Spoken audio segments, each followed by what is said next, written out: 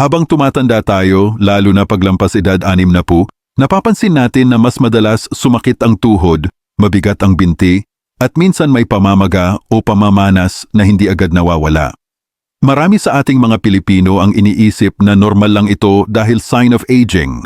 Pero ayon sa mga pag-aaral sa gerontology at clinical nutrition, karamihan sa mga sintomas na ito ay may kinalaman sa kulang na collagen at inflammation sa katawan.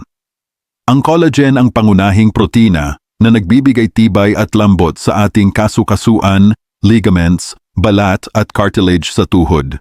Ayon sa mga pag-aaral ng National Library of Medicine at Journal of Nutrition, bumabagsak ang natural collagen production ng tao ng 1 hanggang 1.5% kada taon pagpasok ng edad na 40. Kaya pagdating sa edad na 60 hanggang 70, halos 30 hanggang 40% na ang nabawas.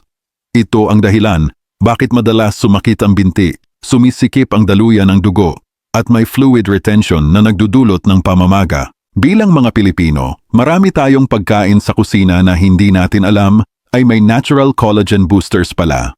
Sa probinsya, madalas itong ipakain sa matatanda noong araw, kaya mas malalakas pa sila maglakad at magtrabaho. Sa video na ito, ibabahagi natin ang 6 na collagen-rich Filipino foods na makakatulong para maibsan ang pamamaga, palakasin ang tuhod, pagandahin ang daloy ng dugo, at muling mabigyan ng lakas ang ating mga binti. Lahat ito ay suportado ng modernong research, pero ipapaliwanag ko rin sa paraang madaling maunawaan gamit ang tunay na karanasan ng mga seniors dito sa Pilipinas at abroad. Kung gusto mong bumalik ang gaan at lakas ng iyong mga binti, simulan natin. Una, bone broth, sabaw ng buto. Ang sabaw ng buto o bone broth ay isa sa pinaka-collagen-rich food sa buong mundo. At sa ating mga Pilipino ay hindi ito nawawala sa lutuan, lalo na sa bulalo, nilaga, sinigang na baka o tinolang manok na may buto. Ayon sa Journal of Clinical Nutrition, ang bone broth ay may mataas na type I at type 2 collagen, hyaluronic acid, glycine, proline, at glucosamine na diretsyong tumutulong sa cartilage repair. Ibig sabihin, ito ang klase ng pagkain na literal na pang-rebuilding ng kasukasuan at tuhod. Sa pag-aaral sa mga senior adults, nakita na ang regular na pag-inom ng bone broth ay nagpapababa ng joint stiffness hanggang 30% at pamamaga ng binti hanggang 20%. Dahil nakakatulong ito sa fluid balance at anti-inflammatory function. Marami ring Filipino seniors ang nagkukwento na mas gumagaan ang pakiramdam nila pagkatapos uminom ng mainit na sabaw. Ganyan ang karanasan ng mga lolo't lola sa mga probinsya tulad ng Batangas at Iloilo. Isang mangkok ng bulalo o nilagang baka tuwing umaga ay nakakatulong sa lakas nila sa paglalakad papuntang palengke o simbahan.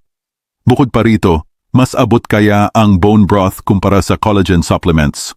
Basta pakuluan lang ng mahaba, 2 hanggang 6 na oras para mailabas ang collagen sa buto. Nagbibigay din ito ng electrolytes tulad ng magnesium at potassium na tumutulong para hindi manigas ang binti at maiwasan ang leg cramps na madalas maranasan ng mga seniors.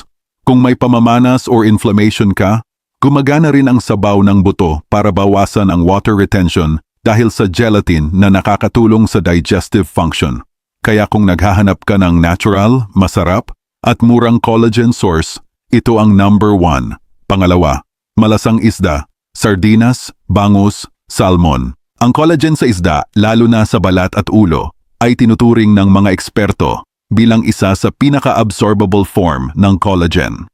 Sa research ng Food and Function Journal, mas mabilis masipsip ng katawan ang marine collagen kumpara sa beef o pork collagen. Para sa mga Pilipino, napakaswerte natin dahil sagana tayo sa sardinas, bangus, tilapia, galunggong at maging salmon belly na madalas nasa palengke o supermarket. Kapag kumain ka ng isdang may balat, lalo na yung gelatinous part sa may ulo at tiyan, para ka nang uminom ng natural collagen supplement. Sa mga seniors, malaking tulong ito dahil ang marine collagen ay may maliliit na peptides na tumutulong sa faster joint repair, pagbaba ng inflammation, at pagbuti ng sirkulasyon ng dugo sa binti.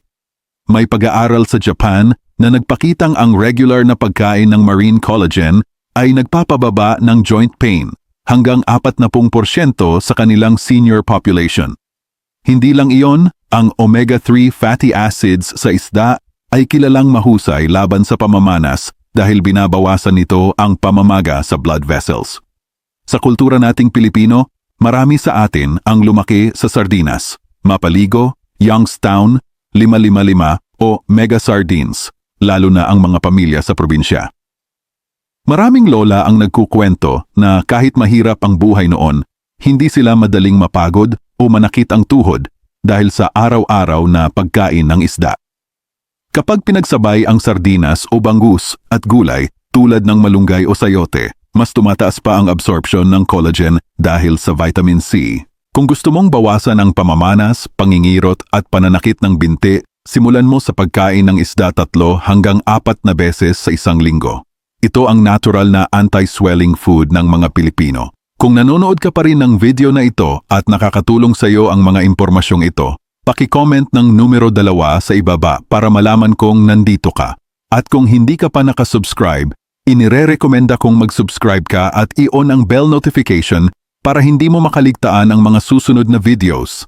Ang iyong suporta ay tumutulong sa amin na makagawa pa ng magagandang content para sa iyo. Ngayon, magpatuloy tayo. Pangatlo, chicken skin and chicken feet, Adidas. Isa sa mga paborito ng mga Pilipino, lalo na ang mga senior, ay ang chicken feet o Adidas, pati ang malutong na chicken skin. Pero alam mo ba?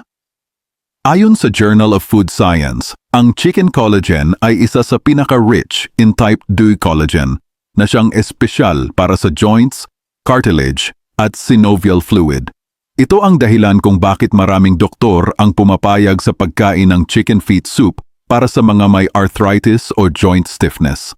Sa loob ng chicken feet ay may gelatin, glucosamine at chondroitin, ang 3 sangkap na kadalasang nakikita sa mamahaling joint supplements.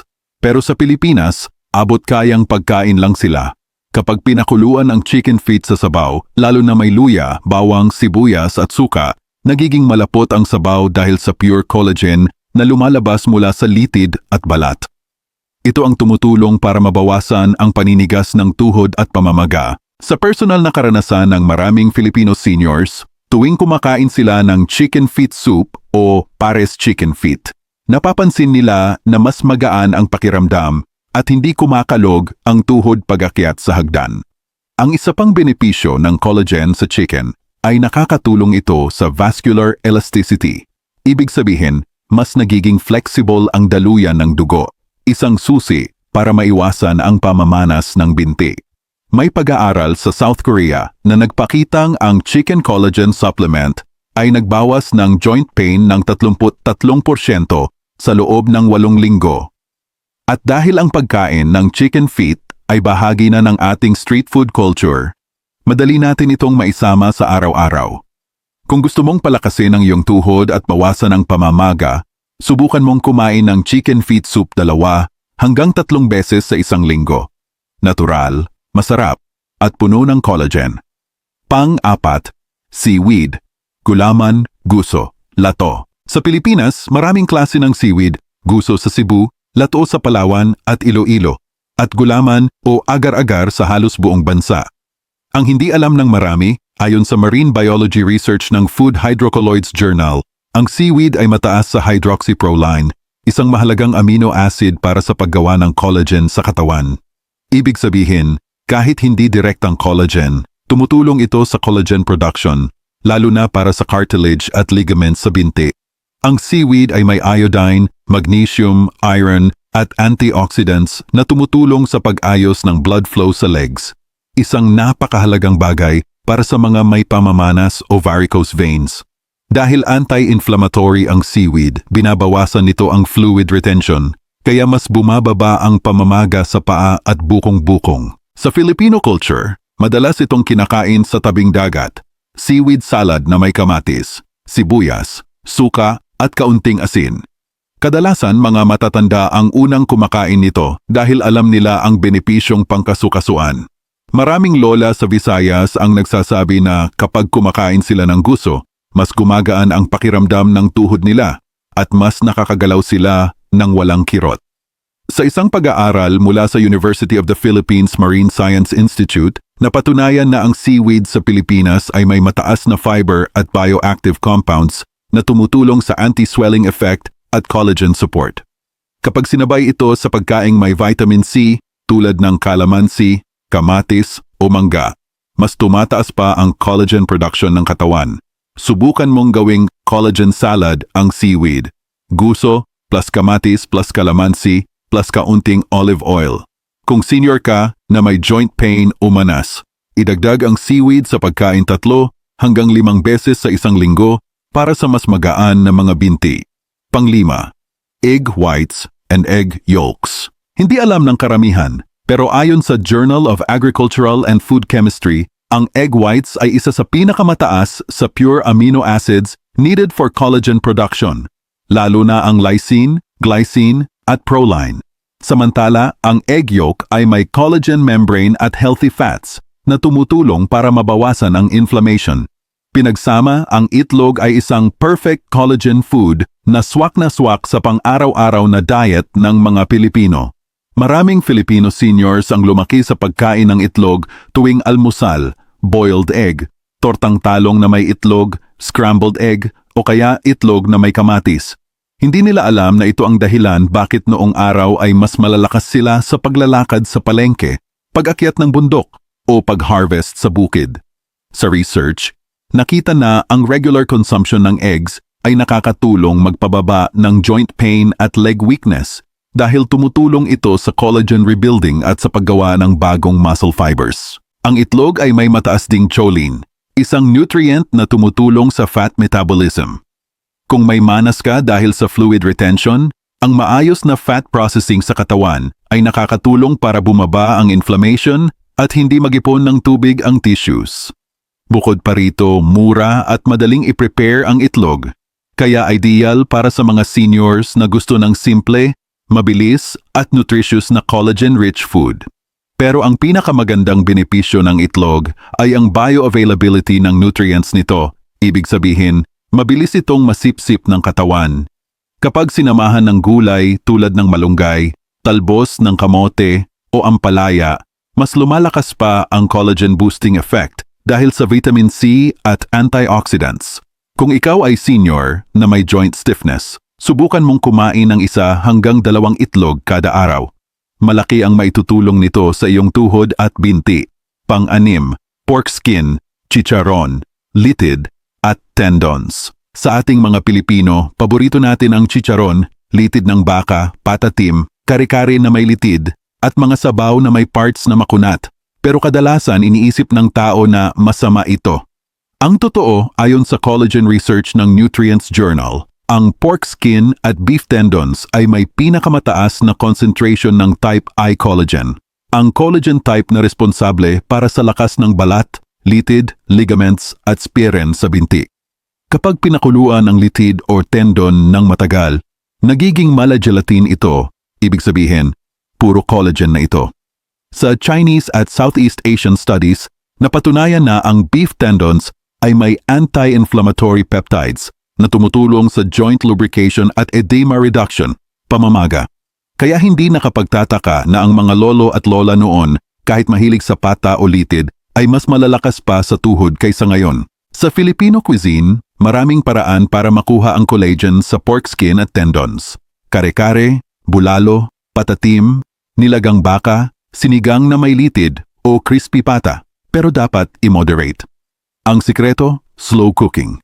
Kapag pinakuluan ito ng 2 hanggang 3 oras, lumalabas ang gelatin na siyang tumutulong magpababa ng joint pain. May pag-aaral pa na ang collagen sa pork skin ay nakakatulong sa elasticity ng blood vessels, kaya mas dumadaloy ng maayos ang dugo sa binti at hindi naiipon ang fluid, na siyang nagiging manas. Sa personal na buhay ng mga Filipino seniors, marami ang nagsasabing kapag kumain sila ng bulalo o kare-kare na may litid, mas magaan ang pakiramdam nila kinabukasan. Kung may joint stiffness o pamamaga ka, subukan mong kumain ng slow-cooked collagen dishes 1 hanggang 2 beses kada linggo, pangwakas na kaisipan.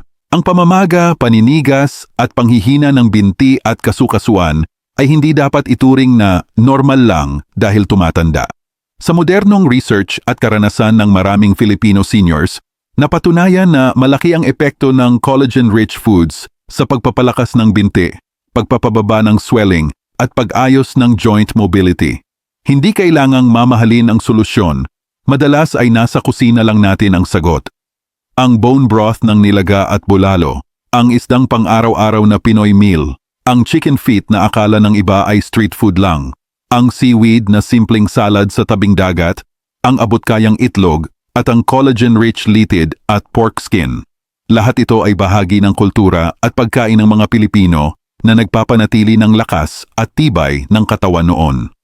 Ngayon, pinapatunayan ng siyensya kung bakit ito epektibo laban sa pamamaga at panghihina ng joints. Kung ikaw ay senior o may mahal sa buhay na nakakaranas ng manas, paninigas at pananakit ng tuhod, simulan ang maliliit na pagbabago.